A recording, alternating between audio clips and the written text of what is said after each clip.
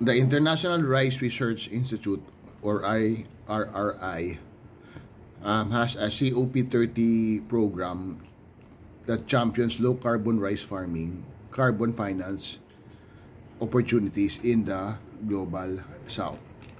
So, rice, particularly in Asia, is a staple for billions, especially, for example, in the Philippines. No? So, tackling emissions from rice, a hidden but major emitter, is essential for climate action. The dual challenge, climate mitigation and food security, is real. So IRRI seems to understand this trade-off and presents low-carbon farming as compatible with stable yields. That's the key. No. Climate-smart agriculture must also be farmer-friendly, or it won't scale. Carbon finance and markets could offer a real incentive for smallholder farmers to transition, but only if the mechanisms are credible. Emissions reduction must be measured reliably.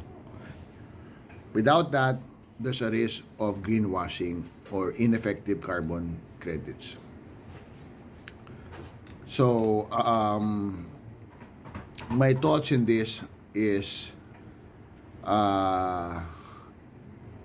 the equity benefits for farmers must be ensured.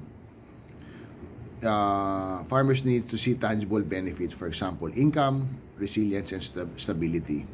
Otherwise, sustainable farming becomes a burden, and there must be fair sharing of gains, support, technical and financial, for smallholders, or else this won't work.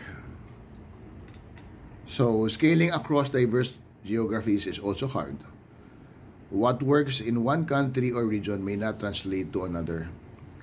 There are a lot of factors like water availability, climate conditions, socio-economic context, and existing farming practices. And that varies very widely. So implementation will require localized strategies and strong institution farmer-government coordination. So what do you think, guys, about this rice program?